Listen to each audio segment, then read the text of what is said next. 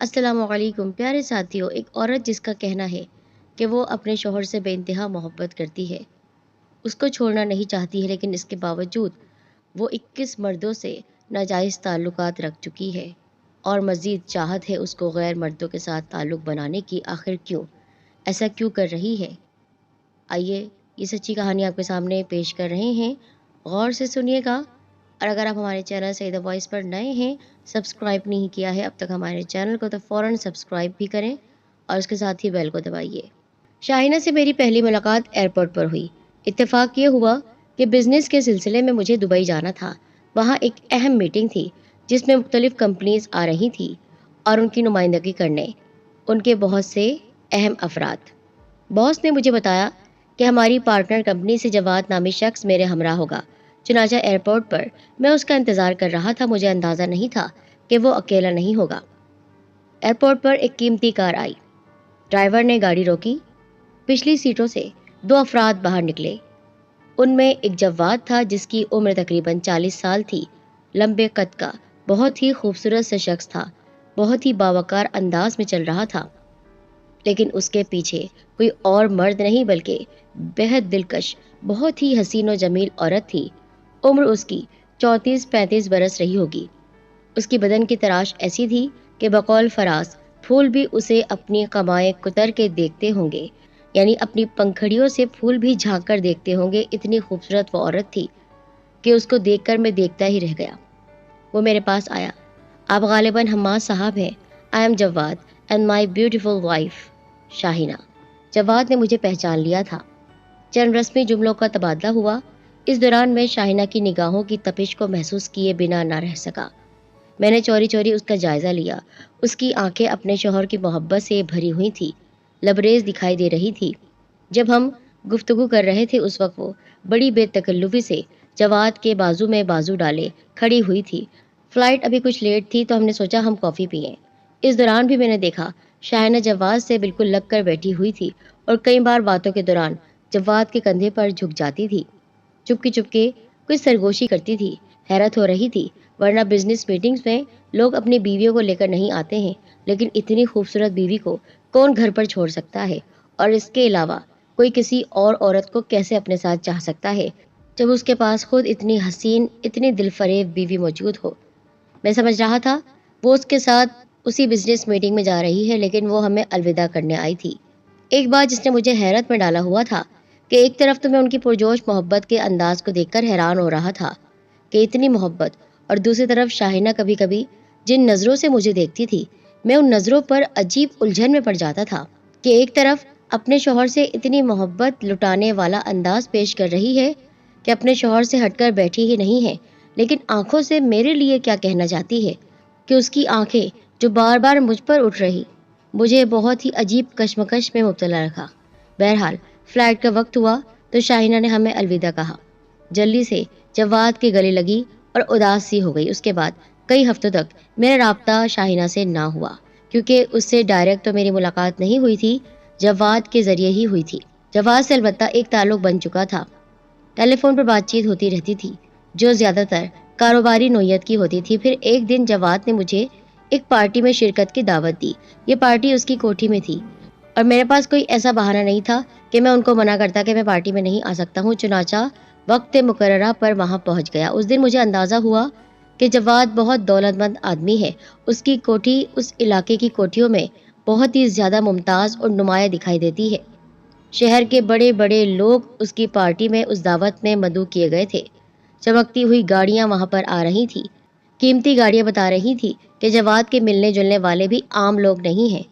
شاید میری گاڑی ہی سب سے پرانے ماڈل کی تھی۔ گاڑی سے اتر کر آگے بڑھا میں تو دیکھا پارٹی کا اہتمام سوئمنگ پول کے کنارے کیا گیا ہے۔ ساری کوٹھی جگمگا رہی تھی۔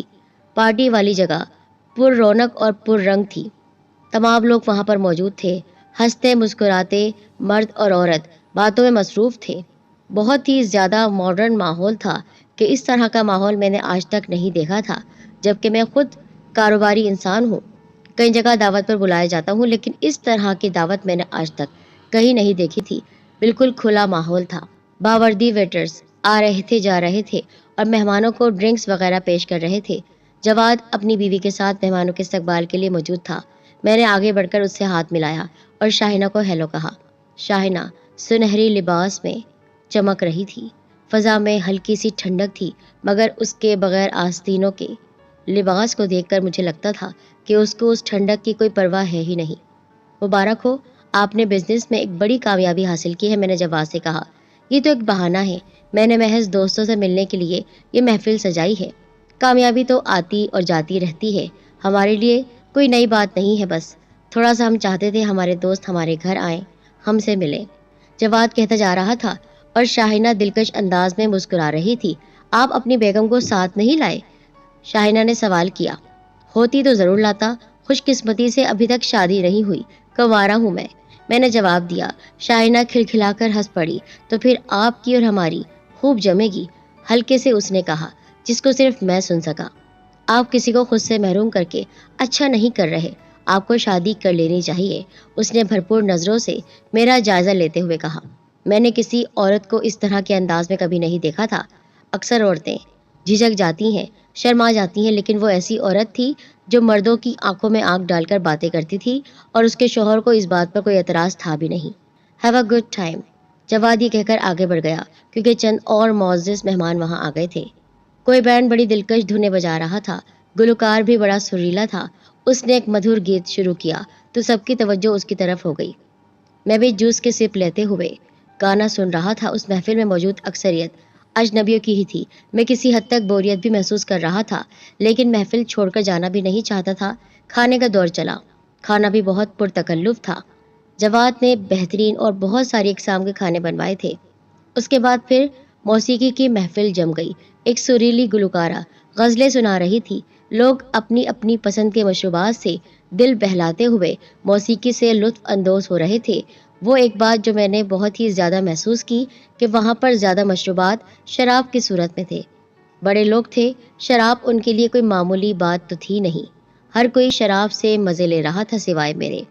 پھر 12 بج گئے، مگر محفل جاری رہی۔ چند مہمان رخصت کی اجازت لے کر جا چکے تھے، میں بھی اب جانا چاہتا تھا۔ میں نے جواد کو تلاش کرنا چاہا تو وہ مجھے سوئمنگ پول کے کنارے بیٹھا ہوا دکھائی دیا، لیکن وہ کوئی عام انداز میں نہیں بیٹھا ہوا تھا، نہ ہی کسی سے باتیں کر رہا تھا، بلکہ تنہا تھا۔ اس کی بیوی بھی اس کے ساتھ نہیں تھی۔ اس کے ہاتھ میں گلاس تھا، اور جہاں تک میرا اندازہ تھا، جو کہ بالکل صحیح تھا، کہ وہ شراب تھی۔ شراب پی رہا تھا اور عالم مدہوشی میں دنیا اور مافیا سے بے پرواہ ہو کر وہ شراب پینے میں مشغول تھا۔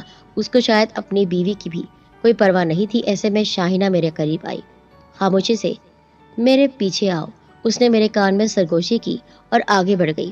میں نے جواد کو دیکھا۔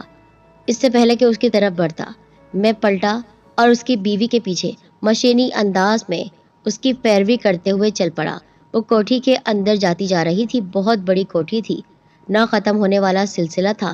نہ جانے اس کے لہجے میں ایسی کیا بات تھی کہ میں سوچے سمجھے بغیر اس کی پیروی کر رہا تھا۔ کوریڈور سے گزر کر وہ ایک بہت بڑے سے کمرے میں داخل ہوئی۔ میں بھی اس کے پیچھے پیچھے اندر داخل ہوا۔ اس نے مڑ کر دروازہ بند کر دیا اور مخمور لہجے میں، یعنی نشے میں ڈوبے ہوئے انداز میں کہا، آؤ بیٹھو نا، تم تھک تو نہیں گئے؟ نہیں، میں ٹھیک ہوں، میں نے کمرے کا جائزہ لیتے ہوئے کہا۔ یہ بہت ہی خوبصورت سا بیڈ روم تھا، جس کی ہر چیز اپنی مثال آپ تھی۔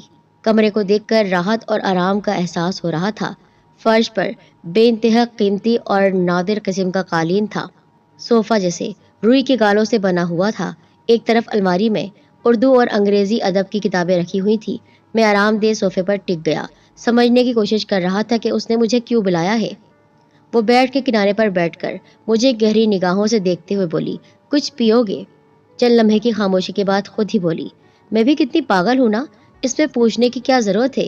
یہ کہہ کر وہ اٹھی اور پھر ایک طرف موجود فریج کھول کر ایک بوتل نکالی، پھر شیشے کے خوبصورت گلاسوں میں مشروب اونڈیلا اور ایک گلاس میری طرف بڑھا دیا۔ نو تھینکس، میں یہ نہیں پیتا۔ میں نے بے چین ہو کر پہلو بدلا۔ چھوڑو یار، کیوں اتنے فارمل ہو رہے ہو؟ یہ ریڈ وائن ہے اور تم انکار کر رہے ہو؟ مرد ہو کر شراب کو ہاتھ نہیں لگاتے ہو؟ اس نے دوستانہ انداز اپناتے ہوئے کہا۔ میں نے اس کا دل رکھنے کے لیے جام لے لیا، سوچا کہ دیکھتا ہوں اس کے دل میں کیا ہے، اور یہ عورت آخر مجھ سے کیا کہنا چاہتی ہے۔ محض گلاس تھامنے میں تو کوئی حرج نہیں۔ اس دن ایئرپورٹ پر تم اچھے لگ رہے تھے، مگر آج تو بہت زیادہ ہی اچھے لگ رہے ہو، اس نے ہاتھ سے اشارہ کرتے ہوئے کہا۔ اور تم اس دن غضب کی حسین لگ رہی تھی، مگر آج تو قیامت ڈھا رہی ہو؟ میں نے فوراً کہا واقعی؟ اس کی آنکھیں چمکنے لگی. جی نہیں، مذاق کر رہا ہوں. اصل بات تو یہ ہے کہ میں سمجھنے کی کوشش کر رہا ہوں آخر مجھ سے چاہتی کیا ہیں آپ؟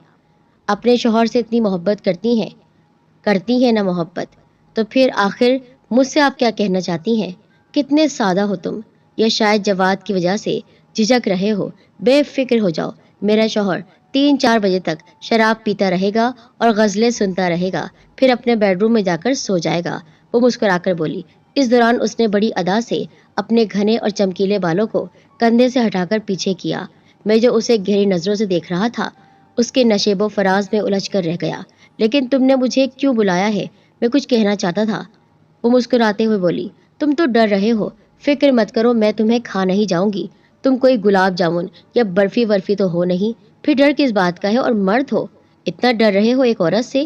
میں ڈر نہیں رہا، لیکن اگر تمہارا شوہر آ گیا تو کیا ہوگا؟ شاید ہمارا اتنا فرینڈلی ہونا اسے اچھا نہیں لگے گا. میرا لہجہ تھوڑا طنزیہ تھا. میں نے کہا نا، میں اپنے شوہر کو جانتی ہوں، اس کے پاس اتنی فرصت نہیں کہ اس وقت میرے پاس آئے. لہٰذا تم یہ شرم ورم چھوڑو اور میرے پاس آ کر بیٹھو. شاہینہ نے بے تکلفی سے کہا. مجھے اپنی جگہ پر جمے دیکھ کر وہ جیسے جھنجھلا کر اٹھی اور میرے پاس آ کر بیٹھتے ہوئے بولی. یار تم بہت عجیب آدمی ہو. اس کے قریب بیٹھنے پر میرے جسم میں سنسناہٹ سی ہونے لگی. عجیب عورت ہے. پہلی مرتبہ کسی عورت کے ساتھ بیٹھ کر مجھے اتنا عجیب لگ رہا تھا. بھئی یہ میرا ذاتی بیڈ روم ہے، اس میں کوئی میری اجازت کے بغیر نہیں آ سکتا. میرا شوہر بھی نہیں، جواد بھی نہیں. جب بھی تنہا اور اداس ہوتی ہوں تو یہاں آتی ہوں، اپنی پسند کا میوزک سنتی ہوں، ڈانس کرتی ہوں، فلمیں دیکھتی ہوں. اس نے بولتے بولتے میرے کندھے پر سر رکھ دیا. نہیں، یہ بے وفائی ہے. میں ایک دم پیچھے ہٹا. تم مجھے حاصل نہیں کرنا چاہتے؟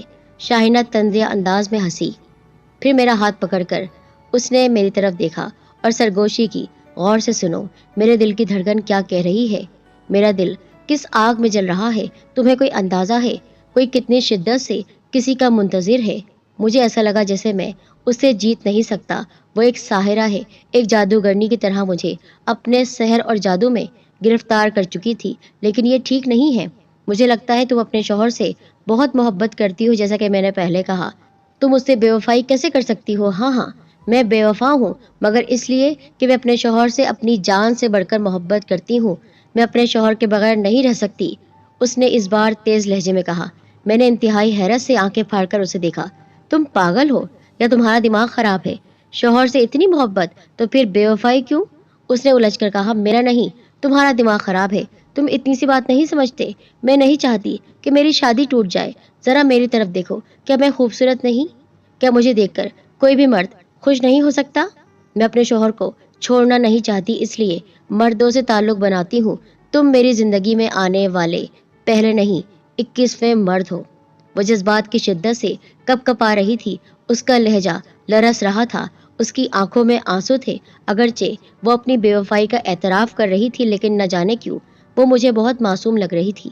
اچھا، تمہاری زندگی میں آنے والے مرد کس طرح کے ہوتے ہیں؟ میں نے عجیب سے انداز میں پوچھا. زیادہ تر ایسے ہیں جن سے اب میرا تعلق نہیں ہے.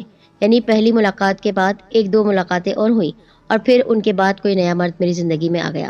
لیکن اکثر ان میں سے بہت شریف اور ایسے جن کو دیکھ کر کوئی شک نہیں کر سکتا کہ اتنے بے وفا بھی ہوں گے، اور اکثر شادی شدہ. چند ایسے ہیں جن سے کبھی کبھی ملتی ہوں، اپنے بھڑکے ہوئے جذبات کی تسکین بھی کرتی ہوں. یقین کرو، جب بھی ایسا ہوتا ہے مجھے بہت خوشی ہوتی ہے. میں خود کو زندہ محسوس کرتی ہوں. مجھے اس پر کوئی پچھتاوا نہیں، اور نہ ہی اس سے میری شادی شدہ زندگی متاثر ہو رہی ہے، بلکہ میرے خیال میں وہ اور بھی مضبوط ہو چکی ہے. کیونکہ اگر میں ایسا نہ کرتی، اگر میں مردوں سے ناجائز تعلق نہ رکھتی، تو کب کا اپنے شوہر سے الگ ہو چکی ہوتی. لیکن میں ایسا نہیں کرنا چاہتی.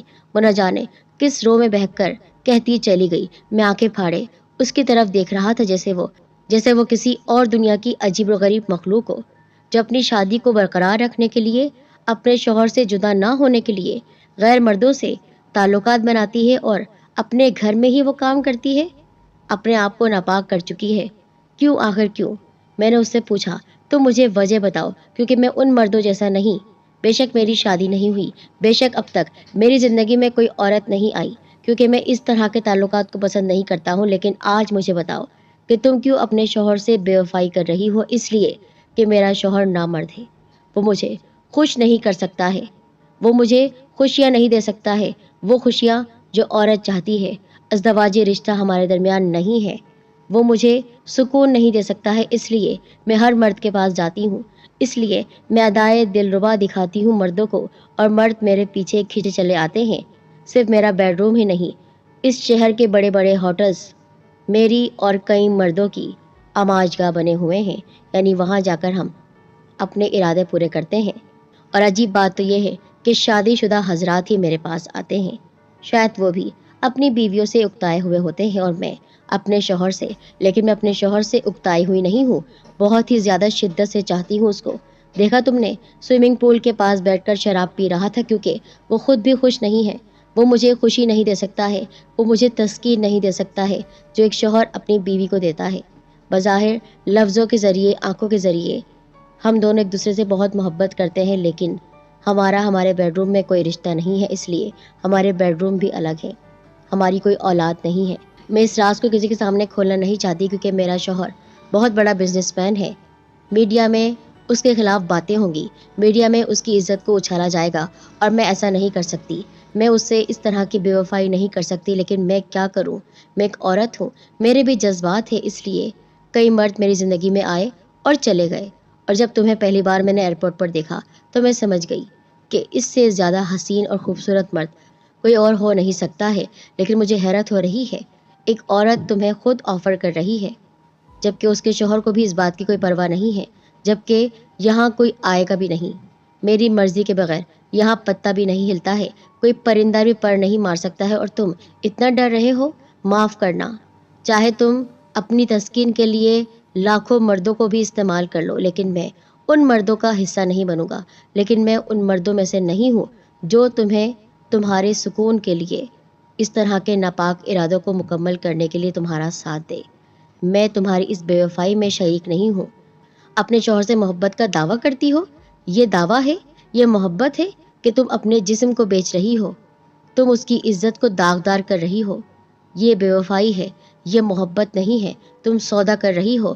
تم تو گھر میں بیٹھے بیٹھے طوائف خانہ کھول چکی ہو، تم تو سودا کرتی ہو اپنا ہر رات ایک نئے مرد کے ساتھ۔ ہاں، میں کرتی ہوں، کیونکہ میں اس کو چھوڑنا نہیں چاہتی اور زندگی بھر اس کے ساتھ رہنا چاہتی ہوں۔ جب میری تسکین کسی اور مرد سے پوری ہو جاتی ہے تو پھر میں صرف اپنے شوہر کے ساتھ زندگی کے دوسرے لمحات کو جیتی ہوں۔ بس یہی ہماری زندگی ہے۔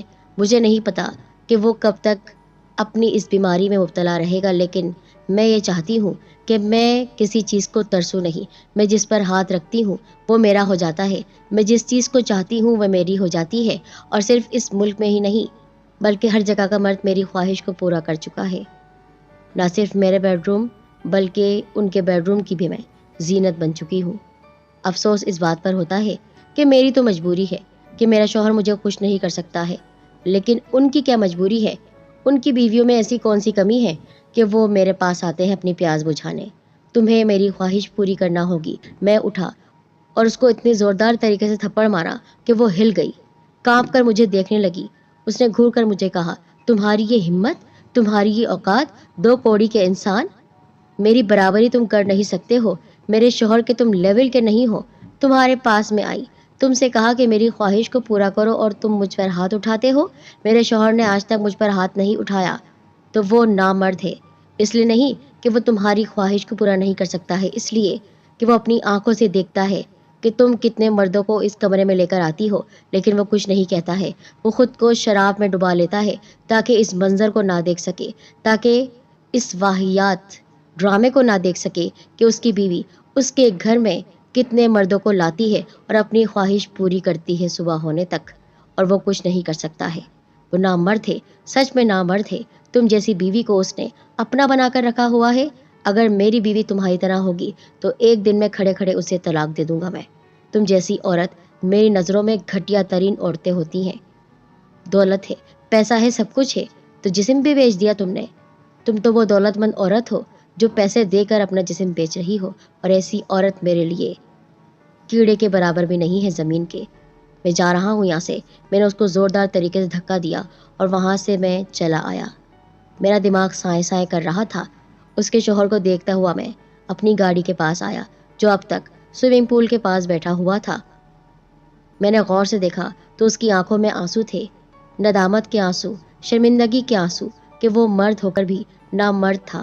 وہ کچھ نہیں کر سکتا تھا۔ اس کی بیوی اس کے سامنے غیر مردوں کو اپنے بیڈ روم میں لے جا رہی تھی اور وہ حسرت کا نشان بنا ہوا تھا۔ اس پر افسوس کرتا ہوا میں گھر آ گیا۔